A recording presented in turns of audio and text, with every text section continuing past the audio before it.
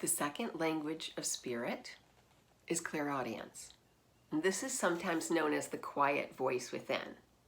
An example of this you can use in meditation, which I didn't know this till I was meditating for 15 years, is that when you see a symbol or you sense that there's a being in front of you, an angel, you can stop and ask, what does this mean?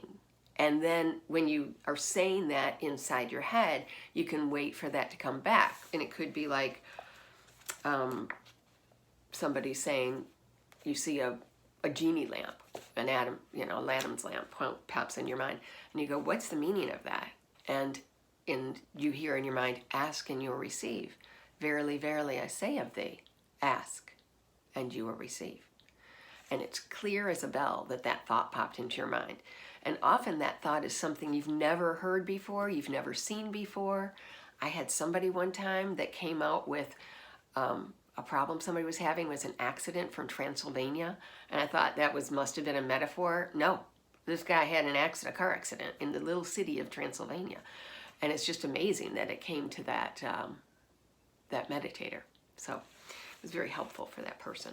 So clairaudience is the one where you hear messages in your head that's not your own thoughts. It's some type of inspiration that's coming from your soul. And so it was the hardest for me to discern between, is that my thought or is that just my imagination? Some people don't think it matters, but I will give you a clue. If it's a higher thought, like you are a divine being of the universe who is always supported by many energetic levels, that's probably a higher thought. If it's, I'm going to fail and screw up and I'm really anxious, that isn't a higher inspired thought of your soul. That's your fear coming through. So just a hint. The third language of spirit is what most people have heard of before, is clairvoyance. And clairvoyance is clear seeing. And some people have the psychic gift of clairvoyance where they'll see things from the future.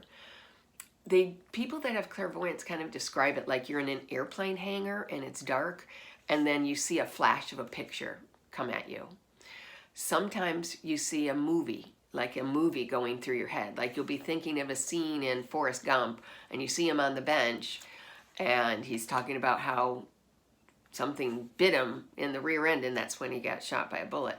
But when you're thinking about that movie, you just close your eyes and you're thinking about that scene.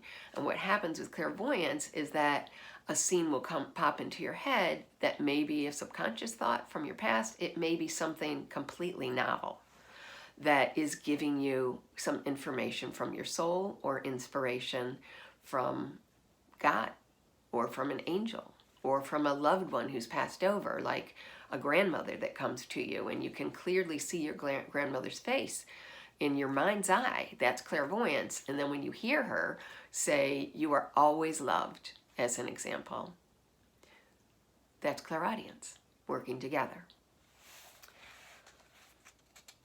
So, also with clairvoyance, you can see symbols like the Aladdin's lamp that I talked about, or images. Some of those images, the meaning of them is idiosyncratic to you. So say if I saw a picture of a waterfall, to me, it would just mean, a thought of like standing under the waterfall and on a summer day and I'd be happy. And other people could be a symbol of, oh my God, that's what it was like when I was crying my eyes out when my mom died. So those symbols are personal to you. But remember, the cool thing in meditation is if you see something in your mind's eye, you can ask, why am I seeing this image? And you might hear, it's a gate, go through it. And then you go through it and it's a portal. And then you see all sorts of different colors in there. Or maybe Ezekiel comes on his chariot and takes you for a ride. All sorts of fun things can happen. What I want you to do now is I'm going to give you an inner senses visualization. I want you to just get comfortable, close your eyes, make sure you're in a space that people aren't going to interrupt you. And this will take maybe 6 or 7 minutes, but I'm going to just lead you through a visualization to be able to connect with your inner senses. So close your eyes now and take a deep breath. And as you exhale, you'll feel your whole body relaxing. Feel your body softening, softening, and softening. And take 2 more breaths and just feel yourselves relaxing more and more. For some people, they just like to imagine that they're in a bubble of light, like a bubble of rose-colored quartz light, and you're just breathing in that beautiful color and feeling unconditional love. Now you feel yourself standing, looking in the distance at a small, beautiful cottage in your mind's eye with beautiful trees all around it. And it really looks inviting. Walk towards the cottage until you come to the front door. Notice what color the door is as you stand there. This is a special cottage. When you open the front door and you walk in, you will find a cozy room furnished with everything that you love and makes you feel good. Walk in and look around. Be aware of everything that's in the room. Be aware of the colors in the room. Be aware of what in the room makes you feel the best.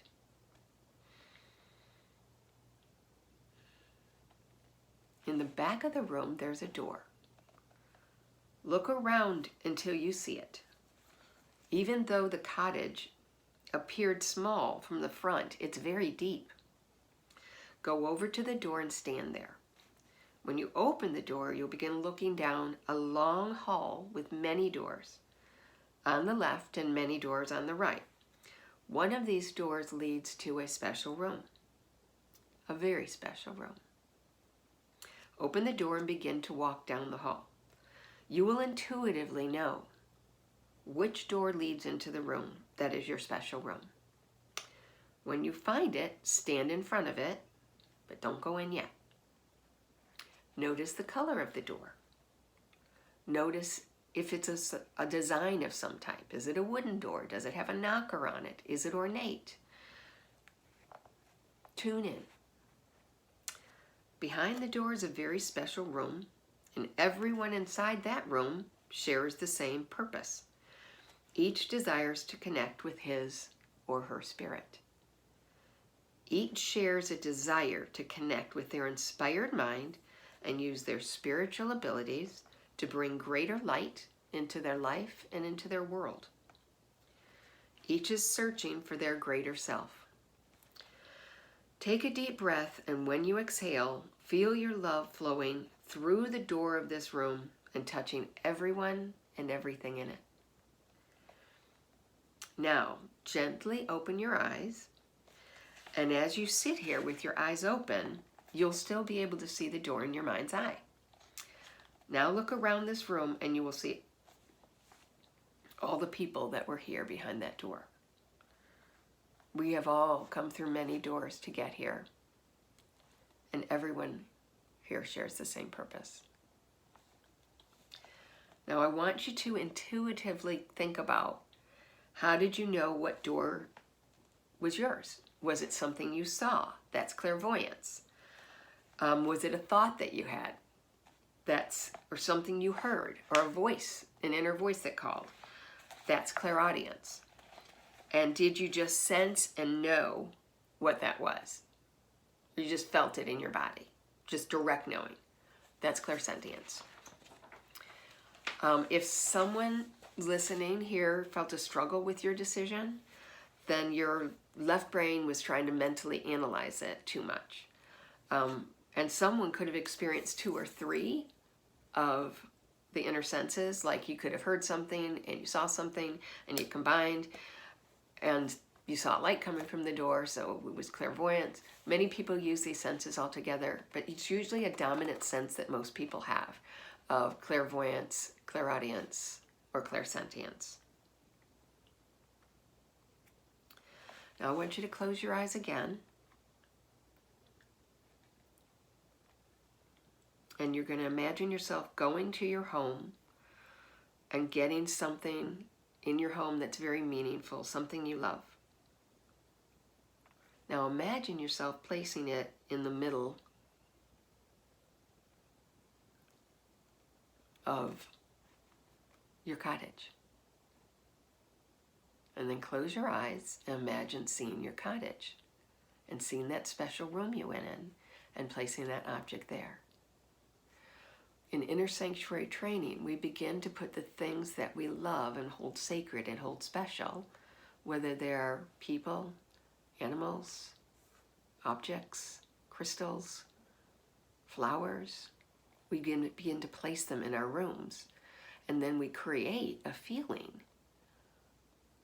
so that when we go back to this room, that room is filled with all these energies, and you can walk through the door and feel them, changing your mood from, say, anxious to sacred.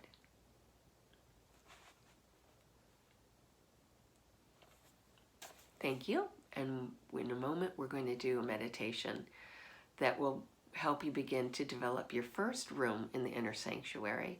That's a very beautiful and special room. And I can't wait to bring it to you.